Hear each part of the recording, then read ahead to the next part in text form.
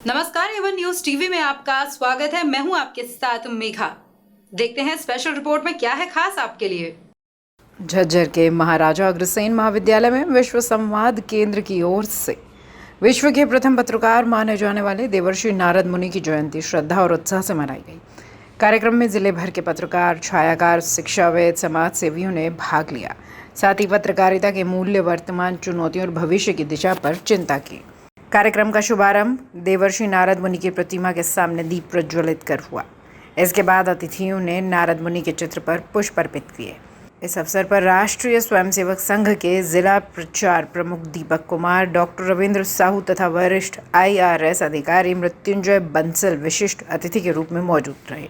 मुख्य वक्ता डॉक्टर रविंद्र साहू ने कहा, वर्तमान में पत्रकारिता कई चुनौतियों से गुजर रही है। ऐसे दौर में पत्रकारों को अपने नैतिक मूल्य और मूल दायित्वों को समझने की जरूरत है। RSS के जिला प्रचार प्रमुख दीपक कुमार ने नारद मुनि से जुड़ी प्रेरणादायक घटनाओं का उल्लेख करते हुए कहा, नारद मुनि समाज को जागरूक करने और सकारात्मक दिशा देने का कार्य करते थे। IRS अधिकारी मृत्युंजय बंसल ने प्रशासन और पत्रकारिता के संबंध पर अपने विचार साझा करे। कार्यक्रम के दौरान पत्रकारों और छायाकारों ने अपने अनुभव साझा किए तथा बदलते समय में पत्रकारिता के सामने आ रही चुनौतियों पर चर्चा की। कार्यक्रम का समापन अतिथियों के सम्मान और राष्ट्रगान से हुआ। Bureau report. और यही क्रेडिबिलिटी जो डॉक्टर साहब ने अभी बताया कि हम अखबार में कुछ पढ़ते हैं ना, तो हमको एक अलग इम्प्रेशन आता है कि ये सोशल मीडिया वाली बात तो नहीं, अखबार में लिखा है तो ठीक ही हो। तो पावर तो है ही है। जब मजबूरी के समय पे हम पहला फ़ोन किसी पत्रकार को मिला के कंफर्टेबल फील करते हैं कि यहाँ से मदद मिल जाएगी, तो इसका मतलब उसके पास पावर तो है ही है।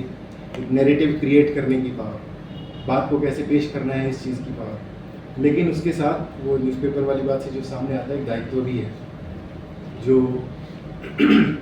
थोड़ा सा उस पर भी आते हैं। ये बात बिल्कुल सही है कि आज के समय अब जैसे ये पेपर लीक ही हो जाते हैं, पहले भी शायद होते रहे होंगे, लेकिन शायद मीडिया ज़्यादा अभी सक्रिय है, इसकी वजह से ये चीज़ें ज़्यादा अच्छे से सामने आती हैं क्योंकि देखने वाली आँखें ज़्यादा हैं। इसलिए सबसे पहले तो हार्दिक धन्यवाद पत्रकार जगत के सभी बंधुओं को। दूसरा, दायित्व पे आते हैं। जैसे जब मैं छोटा था तो ये एक और अनुभव की बात है। स्कूल में ना हमारे एक टीचर थे, हिंदी पढ़ाते थे। वो हमको सर्दियों में अक्सर बाहर ग्राउंड में बिठा दिया करते थे, वहीं पढ़ा देते थे कुछ भी नया पढ़ाना होता था, क्योंकि धूप में उनको भी अच्छा लगता था, हमको भी अच्छा लगता था। प्लस थोड़ा बहुत पूरा कूड़ा अगर कहीं ग्राउंड में गिरा हुआ है तो बच्चे शौक में खेलते खेलते वो भी उठा दिया करते थे। और शायद मतलब ये भी उनके मन में बात रही हो, कभी उन्होंने हमको बताया कि भाई धूप उनके लिए लाभकारी है। वैसे तो धूप में जाते नहीं है, कम।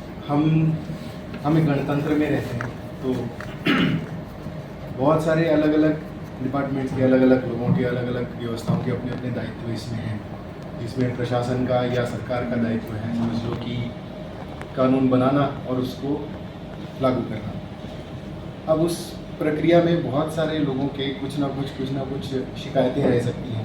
किसी की जेन्युइन भी हैं, किसी की खामखा की भी हैं, हर तरह की हैं। पर एक विडंबना ये है कि हमारे यहाँ जो न्याय प्रणाली है ना, वो कॉस्टली है, वो पैसे देके मिलती है। एक फॉर्म भरना पड़ता है, कोर्ट की फीस जमा करनी पड़ती है, वकील को हायर करना पड़ता है। ऐसा पहले नहीं था, ये अंग्रेज़ों का लाया हुआ है। वैसे मैं बता दूँ, उसके पहले कोई भी राजा के पास जाके न्याय की गुहार लगा सकता था और उसकी कोई कॉस्ट नहीं थी, उसको कोई वकील भी हायर नहीं करना था। लेकिन अभी जो है सो है। तो ऐसे में एक दायित्व बढ़ जाता है एक पर्टिकुलर वर्ग का, जो है गणतंत्र का चौथा स्तंभ यानी कि पत्रकारिता। मैं अपने जीवन से एक अनुभव बताता हूँ कि मैं इसमें सर्विस में आने से पहले एक बार निर्भया कांड जब हुआ था, तो उसमें राष्ट्रपति भवन के सामने प्रोटेस्ट में बैठा था। पहले तो कई हज़ार लोग थे, लेकिन रात को धीरे धीरे वो लोग छट गए। सुबह बहुत ठंड थी, दिसंबर का टाइम था, तो सुबह के टाइम लगभग 150 लोग बचे थे, उनमें था मैं भी। और कोई फॉरेन डेलीगेशन कहीं से आई थी, जिसको आने के लिए फिर CRPF आई, और जितने भी लोग वहाँ थे, 150 लोग तो ज़्यादा नहीं होते हैं, हम सबको डिटेन करके और वो एक बस में भर के यूपी कहीं ले गए बाहर। बताया किसी को कुछ भी नहीं था कि कहाँ ले जा रहे हैं, बस ले जा रहे हैं। तो उस समय उससे पहले दिन, अब वहाँ पे क्योंकि इतने सारे लोग जमा थे तो कुछ पत्रकार भी थे, किसी से परिचय हो गया था। तो उस समय हमको जो सूझा कि अब क्या करें, ये तो पता नहीं कहाँ ले जाके छोड़ देंगे।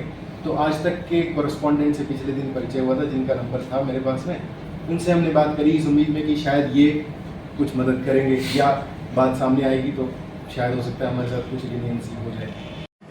भोजन से पहले जो दिया जाता है वो होता है अर्पण, और जो भोजन के बाद दिया जाता है वो होता है जूठन।